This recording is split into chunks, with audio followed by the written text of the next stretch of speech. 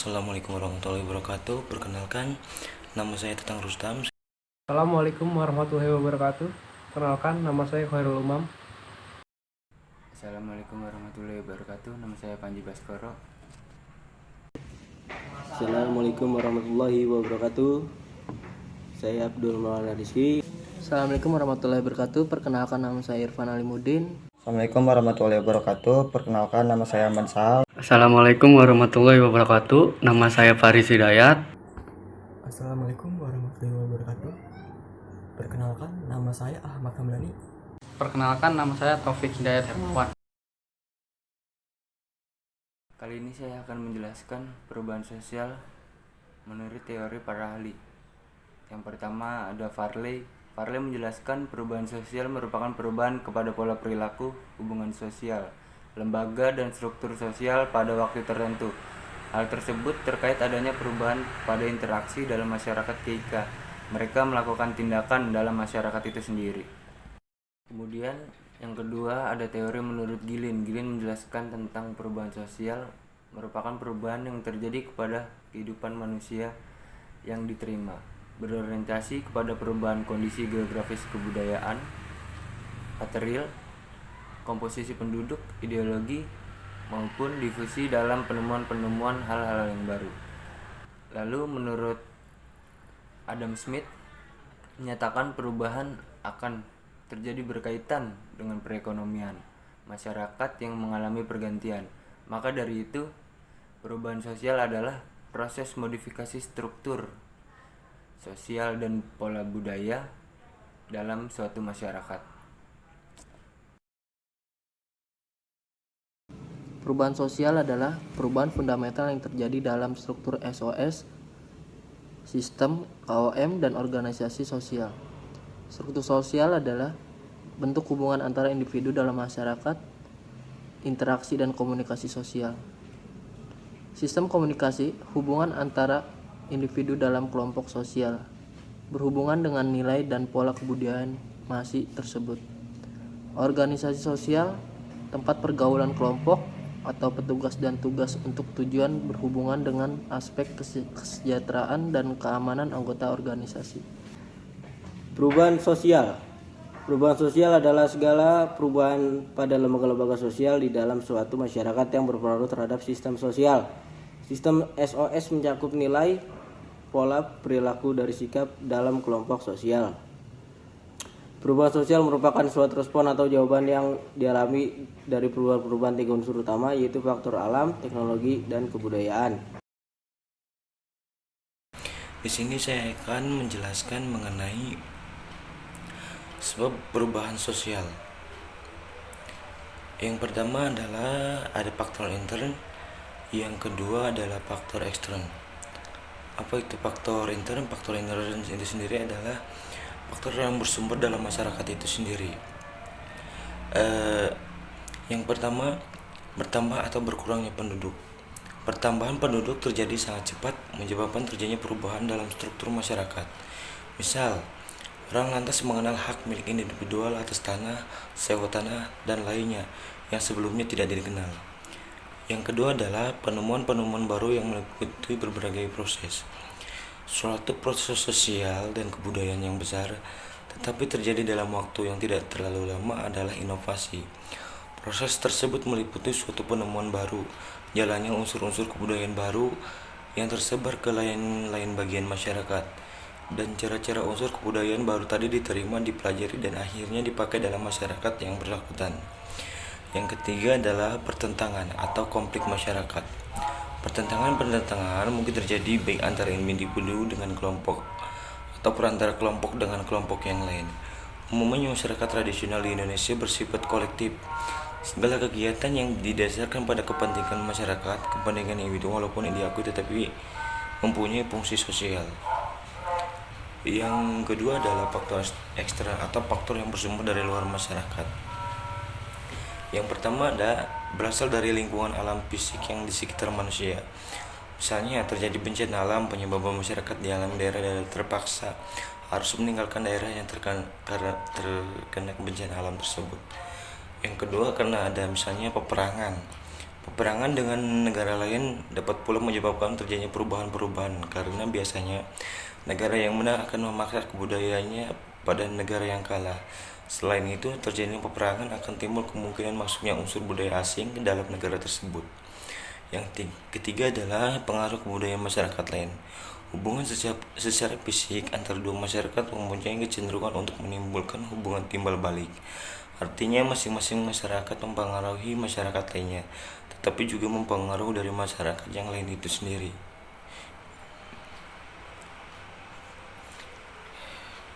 Terima kasih. Hanya itu saja yang bisa saya sampaikan. Kurang lebihnya mohon maaf. Wassalamualaikum warahmatullahi wabarakatuh.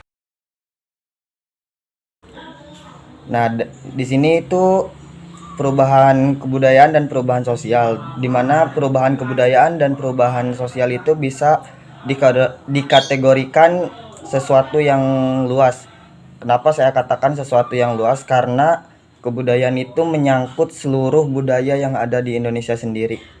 Nah, untuk perubahannya itu sendiri, mulai sekarang itu perubahan budaya di daerah itu sudah mulai berubah karena banyak masuknya kebudayaan barat yang ke daerah masing-masing, sehingga kebudayaan yang ada di daerah itu malah menghilang dan tergantikan.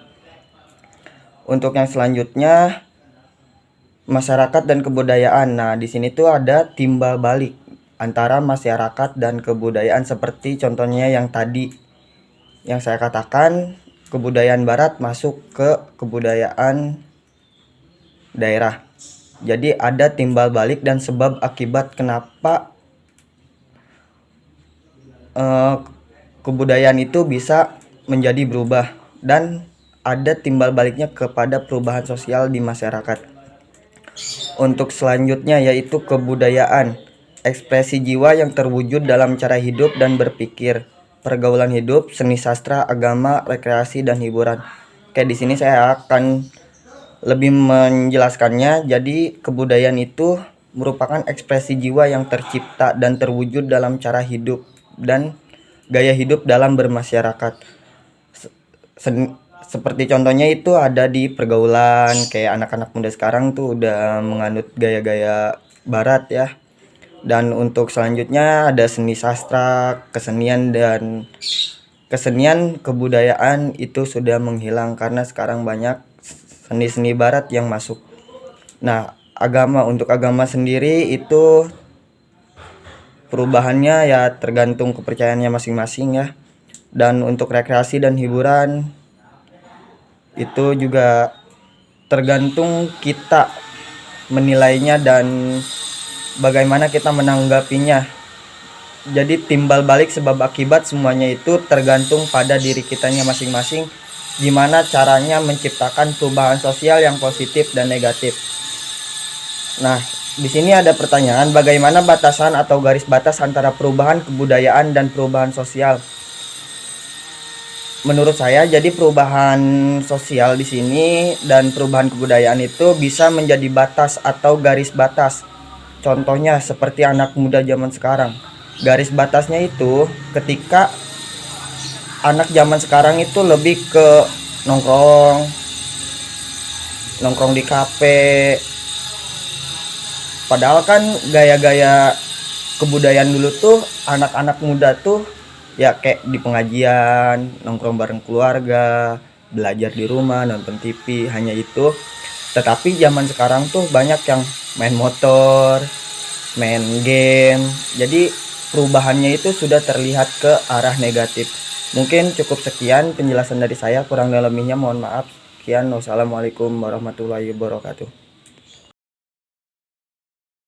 Faktor pendorong perubahan sosial.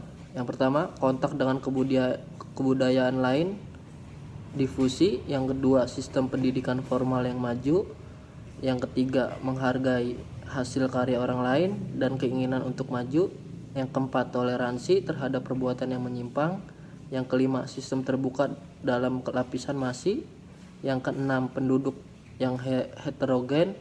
Yang ketujuh, ketidakpuasan masih terhadap bidang kehidupan tertentu. Waktu lama masyarakat. 8. Orientasi ke masa depan. Yang 9, nilai bahwa manusia harus berusaha memperbaiki hidupnya. Sekian dari saya, terima kasih. Wassalamualaikum warahmatullahi wabarakatuh. Baiklah, saya akan meneruskan slide berikutnya. Faktor penghambat perubahan sosial. 1. Kurangnya hubungan dengan masih lain. 2. Perkembangan ilmu pengetahuan yang terlambat. 3. Sikap masih yang sangat tradisional. 4. Adanya kepentingan yang telah tertanam dengan kuat. 5. Rasa takut akan terjadinya kegoyahan pada integrasi kebudayaan. 6. Prasangka terhadap hal-hal baru atau asing atau sikap tertutup. 7. Hambatan yang bersifat ideologis. 8. Adat atau kebiasaan. 9. Nilai bawah hidup ini pada hakikatnya buruk dan tidak mungkin diperbaiki. Untuk slide selanjutnya, dampak perubahan sosial. Ada 2 macam, yang terdiri dari arah perubahan meliputi 2 orientasi dan juga modernisasi. Untuk arah perubahan meliputi 2 organisasi, yaitu perubahan dengan meninggalkan faktor atau unsur kehidupan sosial yang harus ditinggalkan. 2.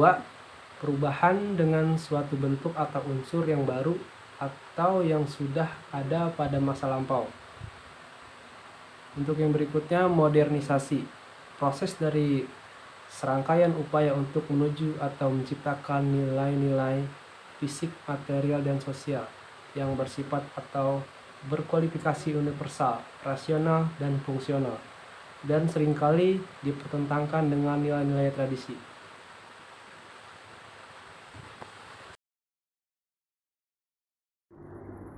Perubahan budaya dan perubahan sosial. Perubahan budaya sebenarnya lebih mengacu pada sebuah perubahan dalam proses tata sosial dalam bermasyarakat. Beberapa perubahan budaya ini termasuk juga perubahan dalam lingkungan, lembaga, perilaku, dan juga hubungan sosial. Sedangkan perubahan sosial adalah perubahan dalam masyarakat yang mempengaruhi sistem sosial, nilai, sikap, dan pola perilaku individu di antara kelompok. 1. Perubahan lambat dan cepat. Evolusi dalam kurung tanpa rencana dan berontak revolusi. 2. Perubahan kecil dan besar. Unsur struktur sosial yang tidak berpengaruh atau berarti dimensi dalam kurung kecil. Industrialisasi memberikan pengaruh besar. 3. Perubahan yang dikehendaki dan tidak, atau perubahan yang direncanakan dan tidak. Agent of change dalam kurung pemimpin atau lembaga masyarakat. Di sini saya akan menjelaskan tentang faktor yang menyebabkan perubahan sosial dan kebudayaan. Poinnya ada 4. Yang pertama, bertambah atau berkurangnya penduduk atau perubahan struktur masyarakat, muncul sewa tanah, gadai tanah, dan sebagainya. 2. Penemuan baru, yaitu inovasi, discovery dan invention. 3. Konflik atau pertengahan di masyarakat. Contohnya pertentangan antar kelompok generasi tua dan muda. Yang keempat, terjadinya pemberontakan atau revolusi. Contohnya lingkungan fisik, peperangan, pengaruh kebudayaan masyarakat. Terima kasih. Wassalamualaikum warahmatullahi wabarakatuh.